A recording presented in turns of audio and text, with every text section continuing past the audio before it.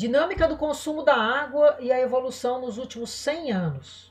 Né? Esse gráfico aqui, ele é bastante interessante, porque ele mostra os usos, né, da água nos últimos 100 anos, a dinâmica desse consumo. E o que vocês podem perceber aqui é que o consumo de água, quem mais consome água é a indústria e, a, e o agronegócio, tá certo? Isso não é uma coisa que a gente tem que não falar, né, gente? Apesar de que nós estamos num país que é o primeiro país do mundo em produção de alimento, né? Que abastece uma série de outros países com alimento. O Brasil é extremamente importante sob o ponto de vista do agronegócio, né? Nós vimos agora e comentamos na primeira aula sobre a crise que enfrentamos e sobre como conseguimos não sucumbir, né, durante essa crise pandêmica do coronavírus. Foi graças ao agronegócio. Mas também não podemos diminuir a responsabilidade do agronegócio e da indústria para com o consumo de água, né? Porque o agronegócio ele precisa de muita água. Basta a gente olhar aqui em Petrolina, né, ao nosso redor, a quantidade de projetos de irrigação que nós temos. Como eu falei para vocês na primeira aula, o Rio São Francisco é o único corpo d'água daqui que é perene e é, na verdade, um Nilo, né? Um rio Nilo, onde as pessoas até plantam próximos a ele. Né? A cebola, por exemplo, é plantada do lado do rio, né? Então, esse rio, ele é bombeado para uma série de culturas aqui do Vale do São Francisco, que exporta depois esses produtos para fora, para a Europa, para os Estados Unidos. Então, esse rio é de extrema importância nesse local. Porque eu imagino que se não cuidarmos, né, da nascente do Rio São Francisco, né, e não cuidarmos desse rio, se esse rio continuar sendo, né,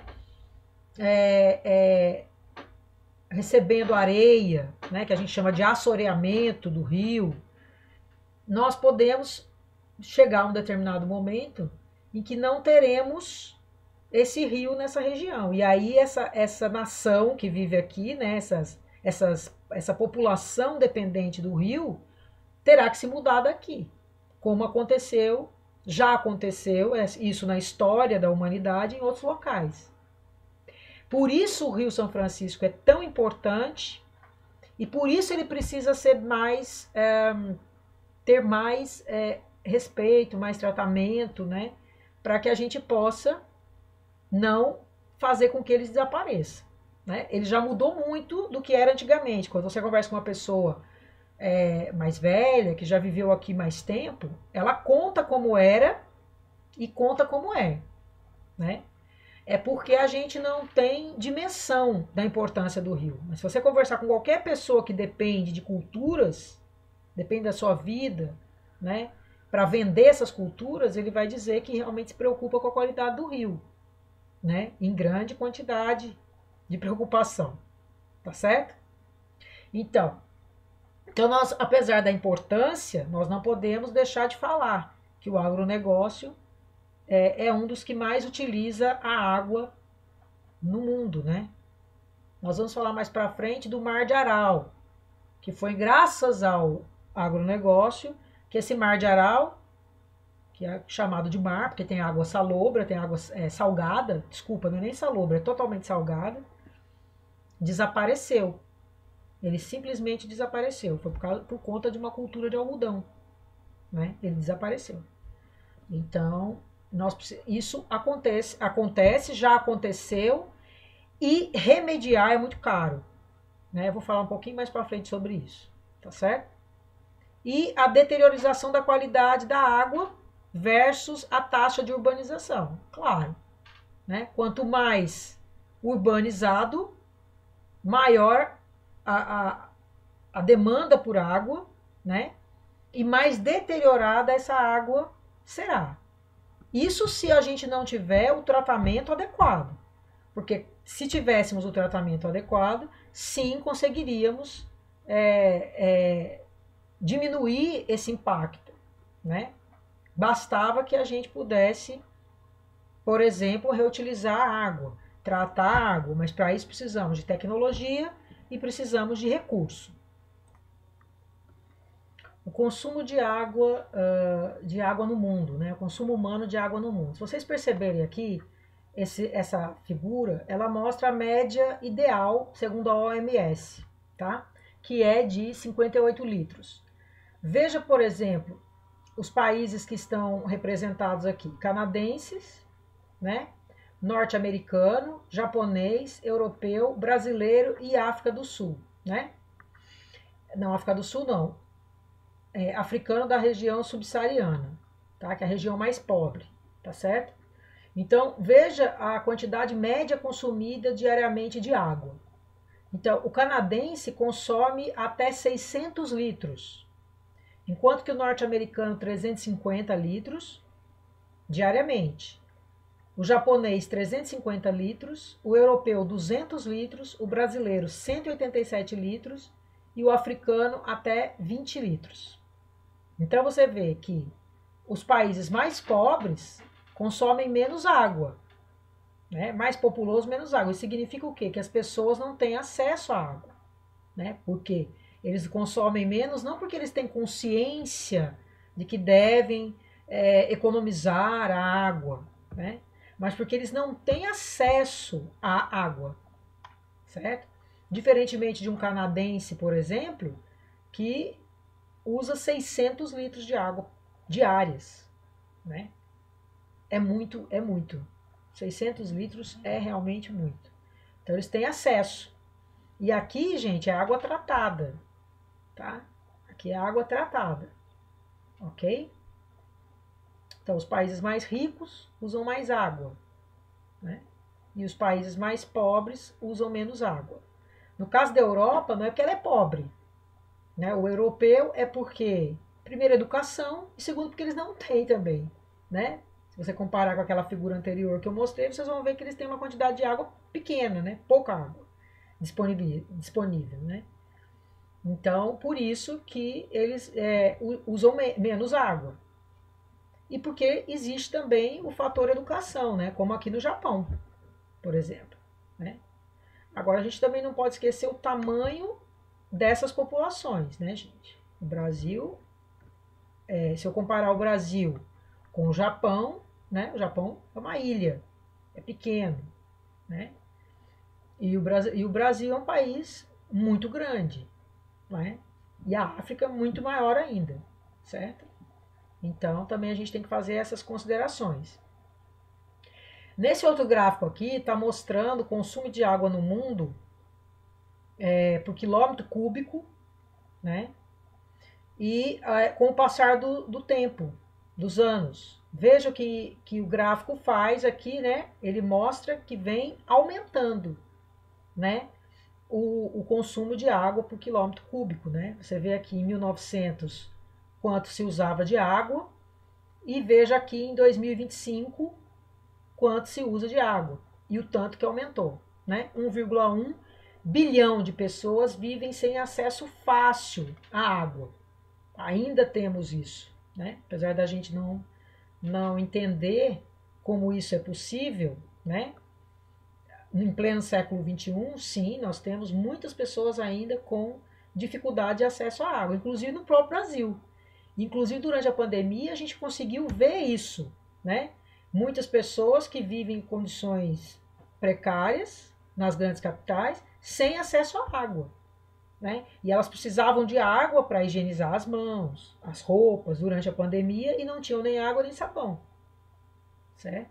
Então, esse acesso à água não é. Nós não estamos falando aqui só de locais extremamente pobres e precários que a gente já sabe que tem problema, mas também, justamente no Brasil também, neste século, né? Como a gente comentou a primeira aula sobre a pandemia e sobre essa questão da justiça social, né? Como é que você pode ter pessoas que ainda não têm acesso à água, que é um item básico para se ter saúde, para se conseguir viver, né? Pessoas que vão buscar água distante, pessoas que têm que escovar o dente, né, no meio da rua, com outras pessoas utilizando só um pouquinho de água que sai, como a gente conseguiu presenciar na televisão, né, durante esse período de pandemia, tá certo? Então, o consumo de água vem aumentando. E aqui, esse gráfico mostra a proporcionalidade de uso dessa água, né? Veja aqui, ó, vaso sanitário, 29%, né? Chuveiro, 28%, que são os maiores, seguidos por, só um minuto, gente, pia de cozinha, 17%,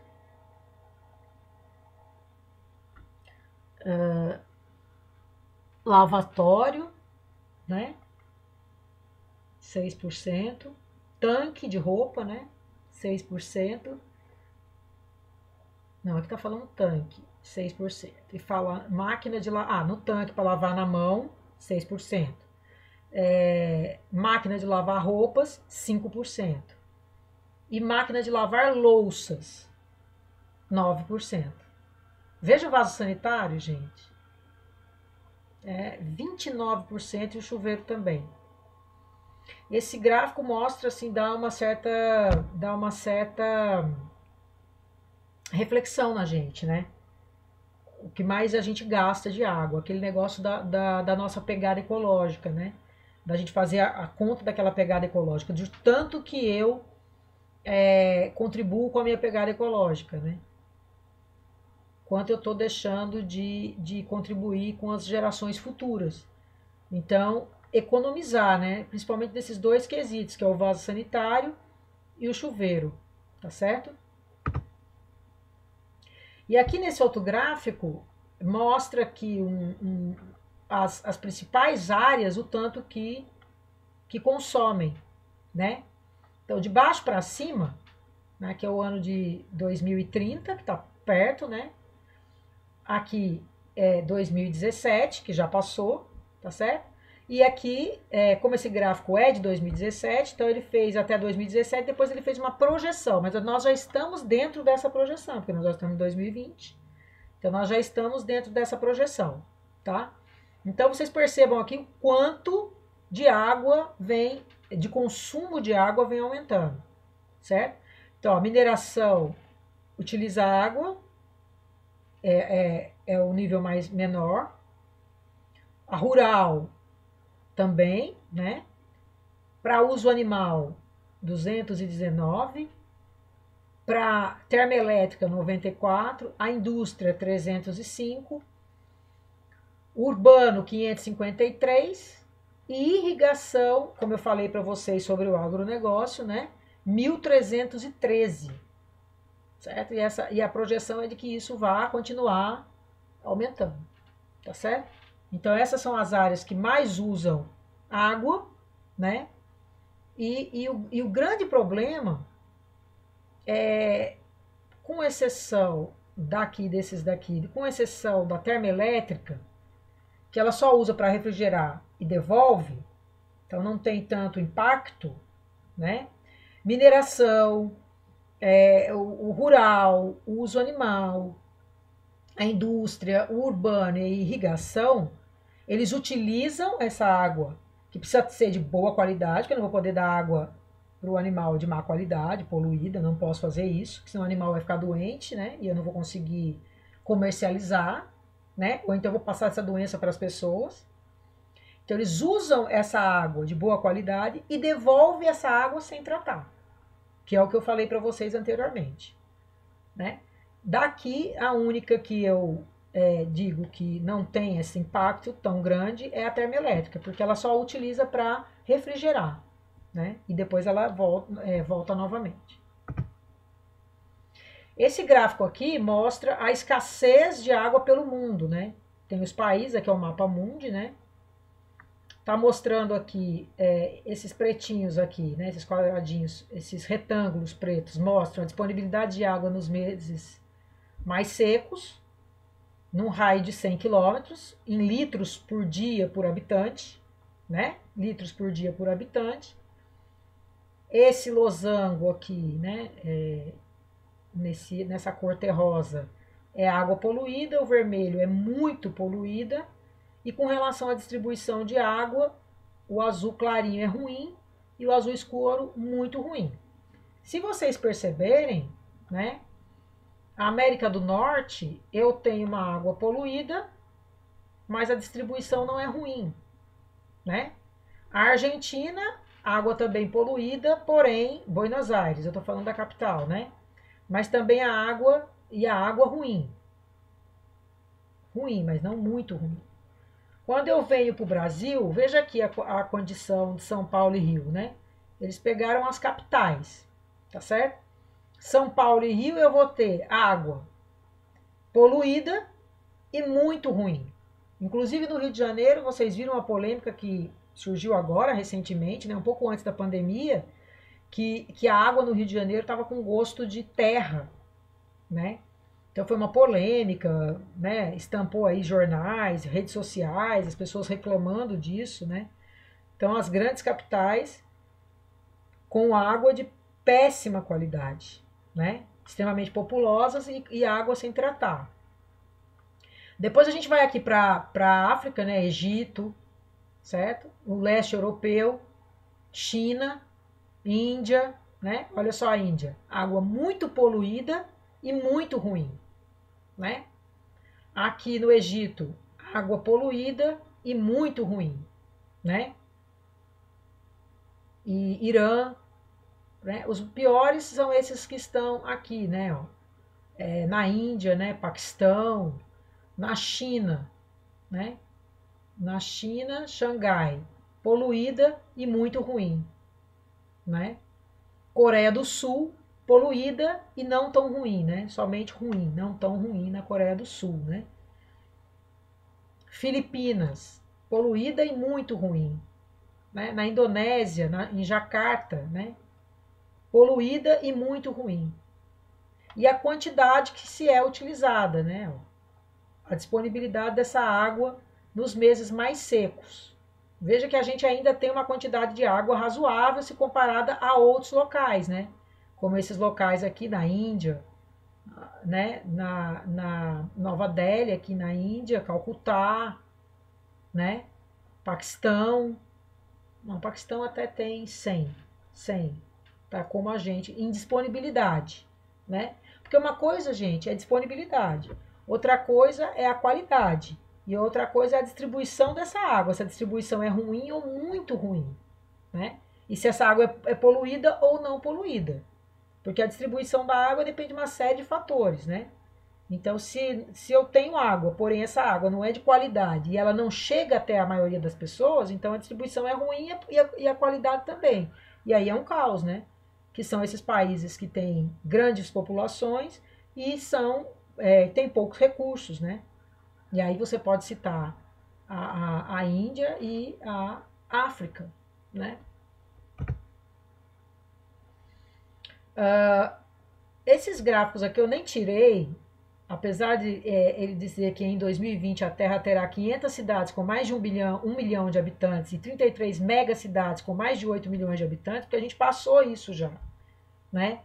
Isso aqui era uma previsão que se tinha nesse livro daqui, que chama-se Limnologia no século XXI, Perspectivas e Desafios, que é um livro do Tundizi, né? Tem esse livro na biblioteca da Univasf, eu não sei se ele tem disponível em PDF, acredito que sim, né? Que é um livro mais antigo. E esses dois gráficos eu tirei de lá. E a gente já passou isso daqui. Então, isso daqui era uma projeção, como a gente viu do gráfico anterior, aquela projeção. Isso daqui também era uma projeção, e vejam como que essas projeções acabam se concretizando, infelizmente, né? Esse gráfico é interessante porque ele também mostra algumas cidades, ó, Cidade do México, São Paulo, Bombaim, Calcutá, Buenos Aires, Rio, Jacarta, Bandung, Lagos, Nova York, Estocolmo, né? Ele mostra quanto de gente tem, né, a população, se é populoso ou não, né? E a situação das principais cidades do planeta em relação ao crescimento populacional, Produto Nacional Bruto, que é o PIB, e a facilidade de tratamento de esgoto. Então a gente vê aqui, por exemplo, né? Esse 5, que aqui, né? Esse S, não é um 5, é um S. Estocolmo, né? Então você tem uma população pequena em Estocolmo e você tem 100% de tratamento de esgoto. Então aqui é bem claro, né? A gente pode pegar vamos pegar aqui dois extremos, né? E a gente tem aqui BG, Bandung. Bandung fica na Indonésia, né? Bandung na Indonésia, a gente tem uma população que não é tão grande, porém com nenhum tratamento de esgoto, certo? Aqui é Brasil, né? Deixa eu ver. Não. BR. É BR? LS. SP São Paulo. Acho que aqui é BR. Deixa eu ver quem é BR. Não tô conseguindo ver quem é BR. Ou é BY? É BY. Bombaim. Né? Bombaim na Índia também, né? Bombaim já tem uma quantidade de pessoas muito grande e o tratamento de esgoto é quase nada, né? 0%, certo? E o PIB curto, né? Então, você vai tendo, né, Nova York com PIB alto, apesar de volumoso em quantidade de pessoas, tem 90% de tratamento de esgoto, né? E o PIB alto, tá certo? Estocolmo, poucas pessoas, tratamento 100% e PIB alto, né? Vamos ver aqui São Paulo, né? Onde é que está São Paulo? Aqui São Paulo, né? Um PIB também razoável, poucas pessoas e tratamento de esgoto menos de 50%, né? Entendeu? Entenderam esse gráfico? Ele é tridimensional, né? Ele tem 3 informações aqui. No eixo X, o tratamento de esgoto. No eixo Y, não, desculpa, no eixo Y, o tratamento... Desculpa, gente. Esse X, tratamento de esgoto. No eixo Y, o renda per capita e o PIB, né? E esse cubo, que é a quantidade por milhão de habitantes. Certo? Ok? E os países aqui. Que a gente já esperava, né? As grandes capitais volumosas e com problemas com esgoto, né? Com tratamento de esgoto, certo? E os países mais pobres sem tratamento de esgoto. Isso não mudou até hoje nada, tá? E aqui mostra um balanço anual de água no lago Kinneret, né? Rio Jordão, Baixo Rio Jordão, mostrando como é a dinâmica, né? Eu tenho rios que chegam nesse lago, nesse Rio Jordão aqui, né? Nesse rio, é um rio, tá? Só que quando essa água chega, olha a quantidade que chega, né? A quantidade que é utilizada, né? Que sai, e a quantidade que é evaporada, né? Então, chegou a 820, é evaporado 300 e sai 70, né? E aqui vai para um canal chamado Canal Nacional 450. Ele está mostrando nesse gráfico aqui o balanço de água anual desse lago, né?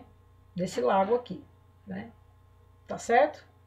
Aqui o Baixo Rio Jordão, esse lago e os rios que desaguam nesse lago, tá bom?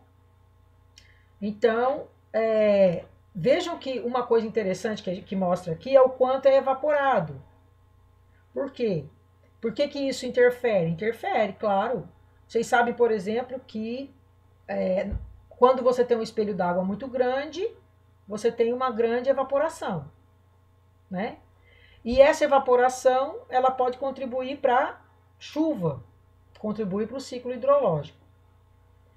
Mas, às vezes, essa evaporação que ocorre, essa pluviosidade não chove no local onde ela foi evaporada. Porque você tem outros aspectos que são importantes aí, por exemplo, os ventos, né? Que podem levar essa água que foi evaporada para outras localidades, chover em outras localidades. Então, vou dar um exemplo para vocês, né? O Lago de Sobradinho é um espelho d'água imenso, não é isso? Pois então, o Lago de Sobradinho tem uma evaporação muito alta. Eu não sei se chega a ser como aqui, mas ela tem uma quantidade, uma grande área de evaporação. Porém, a chuva que é formada, né, ela chove, né, lá na Amazônia, onde já tem uma grande quantidade de chuvas. Então, é levado para a Amazônia, deslocado para a Amazônia, quando na verdade deveria chover aqui, né? Mas como a gente tem a influência dos ventos, esses ventos levam essa evaporação desse espelho d'água imenso e acaba chovendo num outro local onde já tem uma grande quantidade de chuvas. E aqui continua cada vez mais seco. Entenderam? Por isso essa questão da evaporação é importante. O Brasil detém 16% da água do planeta. Apresenta situações contrastantes. A gente vai ver aqui nessa tabela. Bilhões de compostos sintéticos estão dissolvidos na água, produzindo efeito em todos os organismos. Então, se vocês repararem aqui, né, aqui essa tabela mostra um balanço hídrico das principais bacias hidrográficas do Brasil, né? Aqui são as principais bacias hidrográficas, a área que elas ocupam, né? A média de precipitação delas, em metro cúbico por segundo, a média de descarga delas, metro cúbico por segundo também, a evapotranspiração e a descarga de precipitação em porcentagem. Então, eu mostrei aqui para vocês, né? Eu fiz chamei a atenção aqui para vocês da Amazônia e da bacia do Rio São Francisco.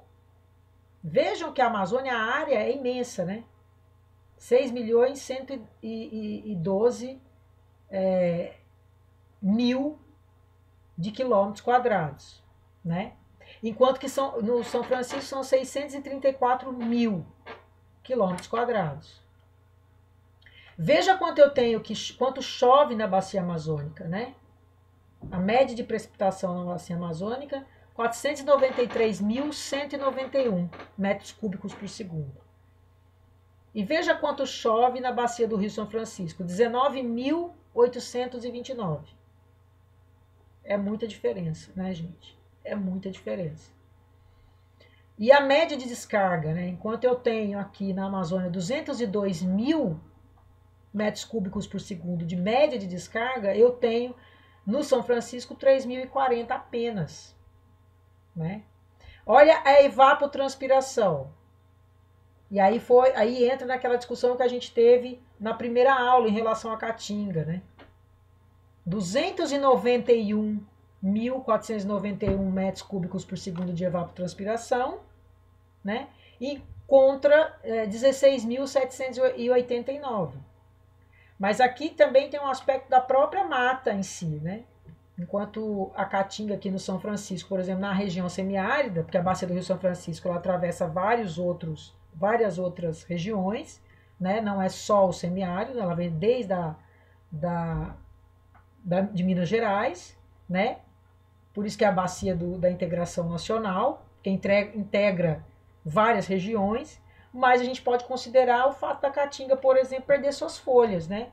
Durante o período de estiagem. E como ela perde a folha, a evapotranspiração vai ser menor, né? Porque a gente tem uma mata caducifólia, que foi como a gente falou na primeira aula, né? E somado a isso, a gente tem uma mata que perde as folhas, nós temos pouca pluviosidade, nós temos ventos que levam o que se evapora para outra região, por exemplo, a Amazônia. Então é óbvio que nós temos menos água aqui, menos evapotranspiração, porque a gente tem menos planta aqui com a superfície de contato mais exposta, né? Porque se eu perco as folhas, as plantas evapotranspiram pelas folhas. Se eu perco essa superfície de contato, eu vou ter menos evapotranspiração. Tá certo? E precipitação em porcentagem, eu tenho 41% de descarga de precipitação na Amazônia contra 15% apenas na bacia do Rio São Francisco. Então eu peguei essas duas bacias que são, né, totalmente opostas para a gente ver essa, e tem as outras que vão ter aí alguns números intermediários entre essas duas, tá certo? Além disso, aqui mostra também, né, aqui fala da questão das concentrações de nitrogênio e fósforo, que são aqueles nutrientes que eu falei para vocês que vão colaborar para que eu tenha alterações na biodiversidade, na composição da biota, dependendo da quantidade, a depender se é natural ou artificial, tudo isso a gente vai falar ao longo do tempo, e também a descarga de substâncias tóxicas, de toxinas, de cianobactérias que são produzidas, eu também vou falar sobre cianobactérias para vocês, né, como que elas aparecem e o que elas podem provocar no ambiente, tá certo?